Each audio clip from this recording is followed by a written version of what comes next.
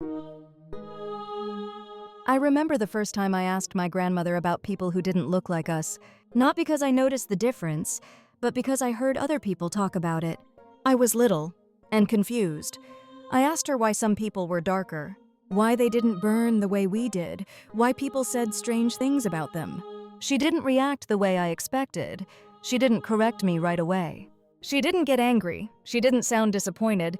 She sat down beside me and said, "They're the people of the sun." I laughed. I thought she was teasing me. She wasn't. She told me that long before borders had names, before skin meant anything other than survival, there were people who learned how to live where the sun is strongest. She said their skin wasn't a difference. It was an answer to heat, to exposure, to endurance. She told me the sun is not gentle, it demands strength, and those who live beneath it adapt or don't survive. I asked her why people said unkind things about them. She shook her head and said, "People misunderstand power when it doesn't look like theirs." She told me the people of the sun built where light was unforgiving, that they understood stone, heat, and time in ways most people never had to. She said some people mistake visibility for dominance and adaptation for hierarchy. That's where they get confused, she said. I asked her if the people of the ice were better. She smiled at that. "No," she said, "they would not survive the sun. And the people of the sun," she added, "would not survive the ice." That didn't make one stronger than the other. It made them different. She told me the mistake people make is thinking the world only rewards one kind of strength. She said the sun teaches endurance, the ice teaches listening, and neither survives where it doesn't belong. That night, she told me something she never said again. "Power isn't about standing above others," she said. "It's about knowing where you belong." I didn't understand it then, but I never forgot the way she said it. Calm, certain, like she was correcting something much older than me. When I was little, my grandmother used to tell me a story she said wasn't a story. She only told it at night, only when the house was quiet, and only once she was sure I wasn't going to repeat it. She would sit at the edge of my bed and smooth the blanket, like she needed something to do with her hands. Then she'd say, "We have always been criticized for our pale skin." Not angrily, not sadly, just the way someone talks about the weather. She said people always thought pale meant weak, that it meant sick, that it meant something was wrong. Then she'd smile a little and say, "But pale is what happens when you live where the sun doesn't lie to you." I didn't understand what she meant back then. I thought she was talking about winter. She told me there was a place past the ice, not past cold, past permission. A place the maps stopped showing on purpose. She said explorers used to talk about it in whispers. Pilots avoided flying too far north even when their instruments said it was safe. And sailors?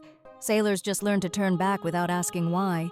She said the people there looked like us, human, quiet. Their skin light from generations without harsh light. Their voices soft from living where sound carried too far. Their eyes sensitive, not broken sensitive. They learned early, she told me, that being seen changes how people treat you. I remember asking her, "Are they hiding?" She laughed at that, not kindly. "No," she said, "they're listening." She told me the people beyond the ice wall never disappeared. They just stopped introducing themselves. They watched civilizations rise and fall.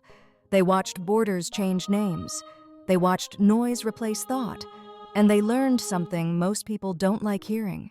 That peace attracts attention, and attention attracts destruction. When I asked her how she knew all this, she tucked the blanket tighter and said, "Because my grandmother told me." That's when I asked the question I wasn't supposed to ask. "Is it real?" She didn't answer right away. She looked toward the dark window, like she was listening for something outside the room. Then she leaned in close and whispered, "If it wasn't real, why do you think we were warned not to talk about it?" She turned off the light, and just before she closed the door, she said, "Some places don't want to be found." I didn't sleep much that night, and I never asked her again.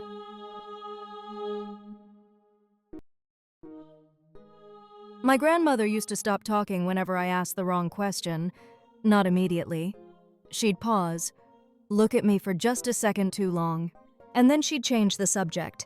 That should have meant something to me sooner, because people don't avoid questions unless they know the answer.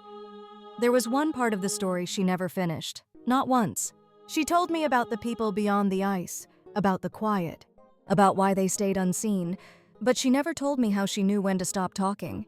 I remember asking her one night how the people there communicate, if they have leaders, if they have names for themselves. She stood up from the bed before answering. She smoothed the blanket, adjusted the light, and said, "They don't introduce themselves." That was all. I didn't understand what she meant until much later, until I noticed how often information disappears right before it becomes dangerous. How certain research quietly ends, how certain questions stop being funded, how certain stories get labeled as myths at the exact moment they start sounding familiar. That's when I started wondering if silence wasn't just protection, but a boundary, something you're allowed to approach, but not cross. My grandmother once told me that the people beyond the ice learned early that naming something gives it power. Power to be claimed, power to be rewritten, power to be taken. So they stopped offering names, and maybe that's why she never finished the story. Because once you say too much, the story doesn't belong to you anymore. I don't know where the line is, I only know she never crossed it, and the older I get, the more I understand why.